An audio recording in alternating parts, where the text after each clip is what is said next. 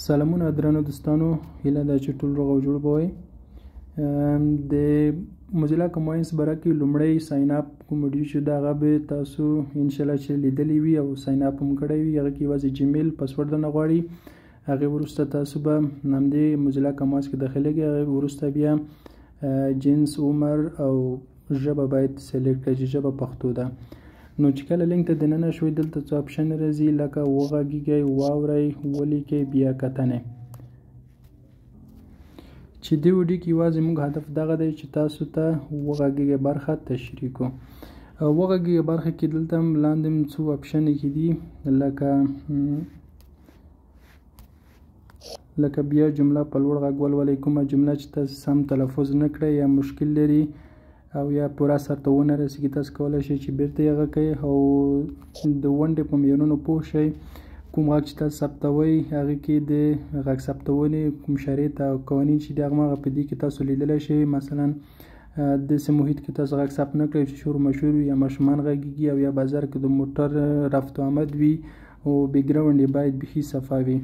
او په دې کونج کې لارښوونې دي، دغه موزیلا کماینس کې تاسو ته لارښوونه کیږي او راپور برخه ده. کومه جمله چې مثلا متن غلط وي یا یاګانې کوم مشکل ولري او یا کوم مثلا تحقیر شوی وي، کومه ژبه ته قوم ته بده خبرې کوي، نو دلته تاسو راپور ورکولی شئ.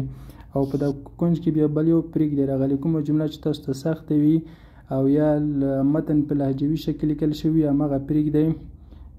نو بیا په دا کونج کې پرېږدئ بټن ووهئ. راځو اوس غږ ثبتوو. تاسو چې کله غږ ثبتوئ مخکې له مخکې دغه ورته ووایئ چې کله شین شي غږ ثبتونه شروع شي او کله جمله پای ته رسیږي نو بیرته یې ووایئ تر څو غږ ثبت شي. اوس زه راځم خپل غږ ثبتوم چې جملې څنګه ثبت کړئ. اوس وګوره زموږ ثبتونه وشروع شوه. لاندې وګورئ علامې ښکاري دغه چې کله دغه شنه شنه علامې په څنګ کې ښکاره شي نو غږ ثبتونه شروع شي. کوشش وکړئ چې جملې په اندازه باندې تاسو غږ ثبت کړئ. ما یې کموئ ما یې ډېروئ. چې کله یې ډېر کړئ هلته واورئ برخه کې بیا مشکل دی او که چېرې کې کم وي جمله سمه نه پوره سر ته نه رسیږي. اوس راځو ثبت کوو. یا ما چې کله دا بټن ووهو هلته یې ولیکل ثبت ډېر اوږد و، یعنې ما هلته خپله تشریحات ورکول جمله مو ونه وه. اوس راځو ثبتوو یې. په ګران هوټل کې ډوډۍ خورم. دغه جمله ثبته شوه. اوس دویمه جمله ثبتوو. په کورنۍ کې د ټولو غړو احترام اړین دی. نو کوشش وکړئ چې نه جملې ته کم وخت ورکړئ او نه ډېر، چې هماغه کوم متن چې د متن په اساس باندې تاسو خپل غږ ثبت کړئ. د اغیزمنو خبرو اترو ځانګړتیاوې.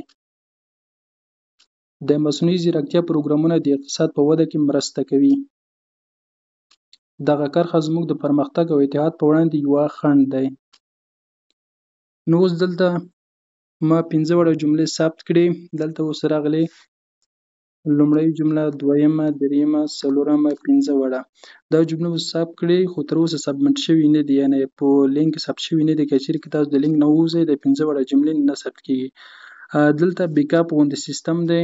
که چېرې که تاسو دا ووایئ تاسو غږ بیرته ثبت کېږي، هغه درته ښیي چې څنګه مو غږ ثبت کړی دی. که چېرې که غږ صحیح نه و راغلی نو همدا بټن به ووایئ بیرته همغه غږ ثبت کړه. اوس ګورو چې موږ لومړۍ جمله څنګه ثبت کړې.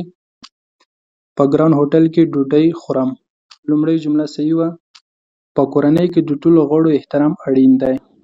دویمه جمله هم صحیح وه. دریمه د اغیزمنو خبرو اترو ځانګړتیاوې، دا هم صحیح ده. څلورمه د مصنوعي ځیرکتیا پروګرامونه د اقتصاد په وده کې مرسته کوي. دغه کرښه زموږ د پرمختګ او اتحاد په وړاندې یوه خنډ دی. اوس دلته موږ وکتل چې ټولې جملې صحیح وي او که چېرې که کومه جمله مشکل ولري نو تاسو په دا بټن ووهئ. دا به ورسره ووایئ بیرته هماغه جمله تاسو کولی شئ چې بیرته یې ثبت کړئ. زه اوس همدغه وهم. دا وګوره بیرته هماغه جمله راغله. د مصنوعي ځیرکتیا پروګرامونه د اقتصاد په وده کې مرسته کوي. هماغه جمله مې بیرته ما ثبت کړه. اوس که غواړئ ټول جملې مو ثبت شي نو لاندې به سبمټ ووایئ. په سبمټ سره ټولې جملې ثبت کېږي، سیستم ته پورته کېږي. اوس مې 15 وړه جملې ثبت شوې. راتلونکي 15 جملې راغلې. نو کوشش وکړئ تاسو چې د جملې غلطي هم ونیسئ او کومه جمله چې سخته وي تاسو ته د تلفظ وړ نه وي هغه پرېږدئ او لهجوي کومه لهجې نه چې تاسو ذهن نه په خلاصېږي او یا مو زده نه دي هغه هم په د کونج کې کوم بټن چې دی پرېږدئ د جملې څخه تېر شئ. له لیدلو نړۍ مننه.